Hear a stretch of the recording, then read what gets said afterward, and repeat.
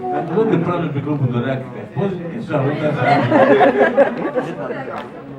Bonsoir. Bonsoir. Ma question a deux volets. Comment tu t'appelles? Comment tu t'appelles? Moi, il y a longtemps que tu demandes le micro. Yacoub. Je savais. Donc, la première question, c'était à l'endroit de maman.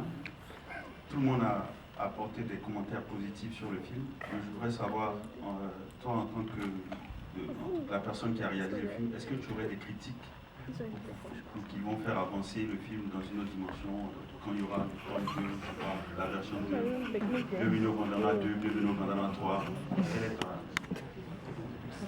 Ça, c'est un réalisateur. Même toi, à l'école, quand tu fais la rédaction, tu n'es jamais content. Hein?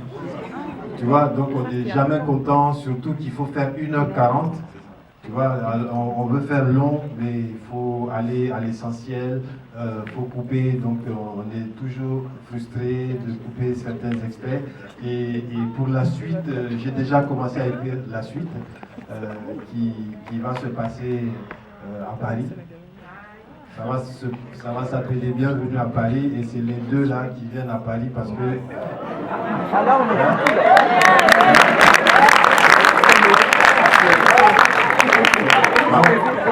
ma deuxième question, comme aujourd'hui on a Dibé Cravate, on a Gou, on a Charles Darwin. Phil.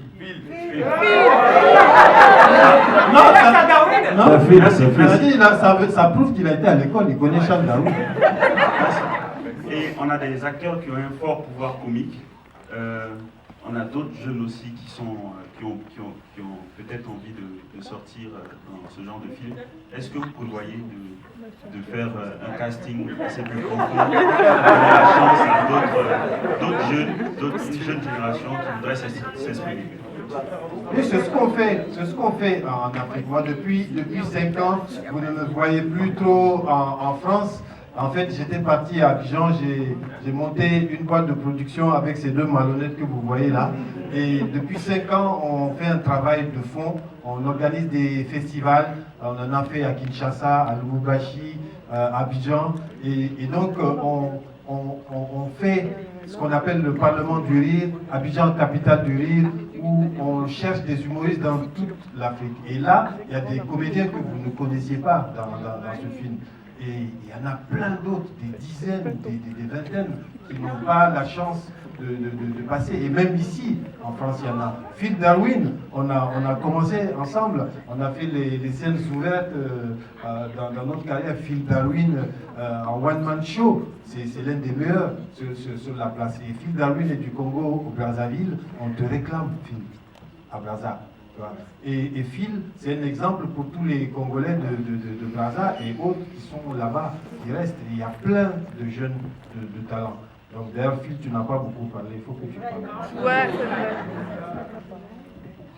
Non, moi, je voudrais juste demander aux gens de manger plus sain. Manger des asperges. Et les asperges. Non, moi, je suis ravi de faire partie de cette aventure. Comme je l'ai dit à Maman, on l'a tous rêvé et il l'a fait. Et voilà, je pense que j'espère que c'est le début d'une longue série de films, parce qu'il y a beaucoup de films qui sont sortis sur l'Afrique, mais racontés pas par des Africains. Et raconter ça avec humour, et justement que le fait que tout le monde puisse se retrouver dedans et imaginer une tête sur le visage du président fondateur, je trouve ça magnifique. Et voilà, donc nous, ce qu'on va faire, on va prendre le relais sur Twitter, Facebook, Instagram, tout ça, faire un maximum de bruit pour que les salles soient pleines et pour qu'on puisse dire enfin, parce qu'à chaque fois qu'il y a un Africain qui veut faire un film, on dit oui, mais les Africains ils se déplacent pas au cinéma, ils n'achètent pas les DVD, donc c'est le discours qu'on nous renvoie à la figure tout le temps. Et le producteur a dit ça, le producteur. Voilà. Il dit les Africains ne vont pas au cinéma. Voilà. On lui a dit ils vont aller. Parce qu'on va aller les trouver chez eux, qu'on va les chiffrer. Voilà, donc faites monter les statistiques, parlez-en autour de vous, déplacez-vous, faites réussir ce film pour qu'il y en ait un deuxième, un troisième, et puis que ça ne s'arrête plus jamais. Voilà. Merci.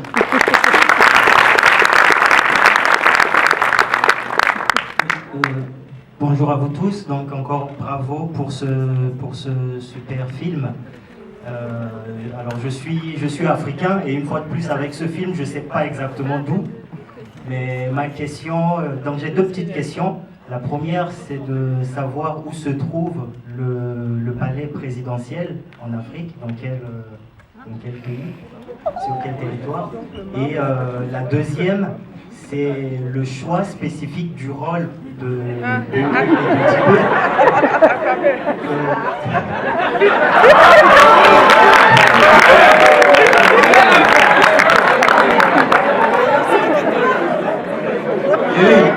Ça fait quoi? Moi à la maison, j'ai vu, c'est pas ton coup.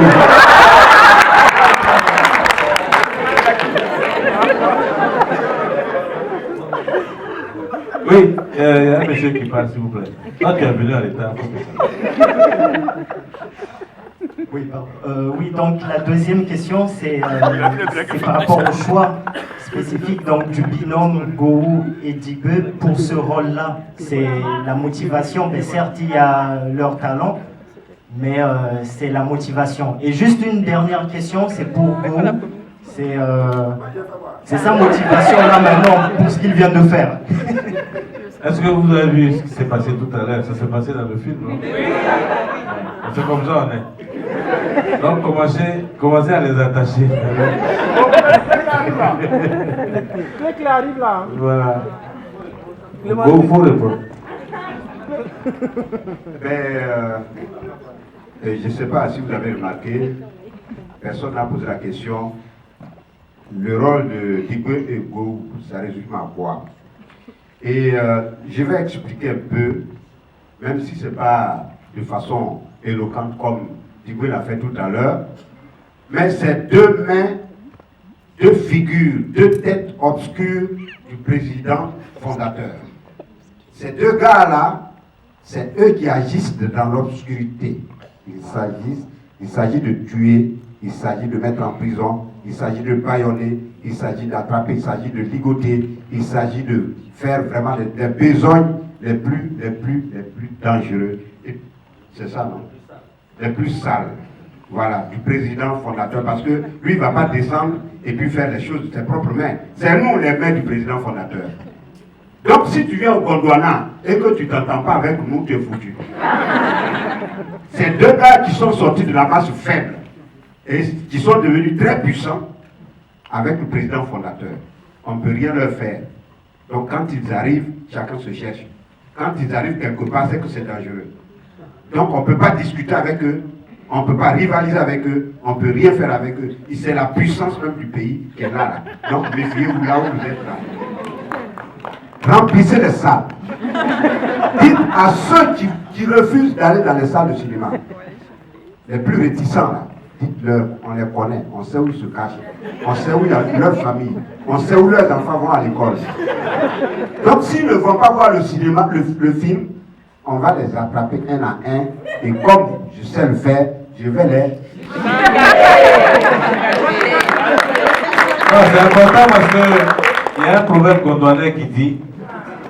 Oui, gondwanais dans le proverbe. Il y a un proverbe gondwanais qui dit, quand tu vois une voiture, qui a les 4 roues qui ne tournent pas, c'est que la voiture est carrée. C'est profond. Vous voyez ça comme ça. Donc, passez le message. Vraiment, remplissez les salles. On a un défi à relever par rapport au producteur. C'est-à-dire le chiffre qu'il a donné là, je n'ose pas vous donner. Vous-même, vous allez dire, ouais, ils se foutent de nous. Ils disent que nous, on ne peut pas dépasser 200 000. Oh, c'est juste ça. Donc là, je dis ça pour vous énervez-vous.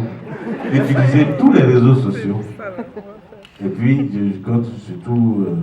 toi, tu es arabe, donc il faut appeler tes frères aussi.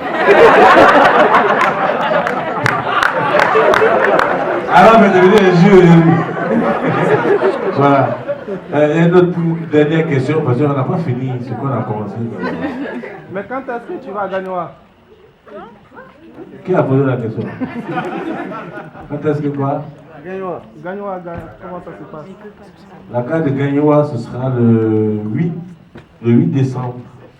Le 7 décembre, au Palais de la Culture à Abidjan. Le palais présidentiel, c'est où? Le palais présidentiel, c'est la fondation de la paix de Yamoussoukro, en Côte d'Ivoire. Voilà, la capitale politique de la Côte d'Ivoire. Voilà. Bonsoir. Moi, je voudrais vous demander, quand on a vu le film, on a compris que le président fondateur était dangereux, mais est-ce que finalement l'opposant politique il n'était pas beaucoup plus dangereux? Parce que quand il a eu le pouvoir, il était assez énervé. Regardez un peu en Guinée. Il a regardé, regardez un peu en Guinée. Quand il était dans l'opposition, le président actuel, quand il était dans l'opposition, il disait il ne comprend pas pourquoi les gens veulent rester au pouvoir, il ne comprend pas pourquoi les gens ne travaillent pas.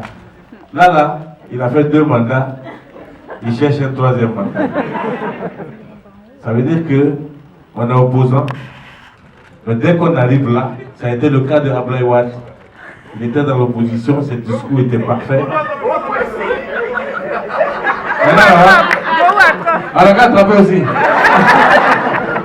Voilà, donc c'est un peu ça. On est opposant, mais quand on vient au pouvoir, on voit les milliards passer, on dit non. Et généralement, c'est la femme qui dit ah, on n'a qu'à quitter là où on couvre là. Mon ami, tu veux me vendre quoi? Quand tu vois le monsieur passer avec sa copine, moi j'ai qu'à me jeter devant lui. Hein? Là, tu veux expédier un cercueil en zinc en Côte d'Ivoire quoi? Non, c'est pas avec moi. Il veut faire un reportage. J'étais là quand le monsieur a chiffré pour. S'il n'y a plus de questions, mesdames et messieurs, merci beaucoup. Avant que vous partiez tous, j'aimerais qu'on fasse un gros selfie avec les gars et avec la salle. Voilà.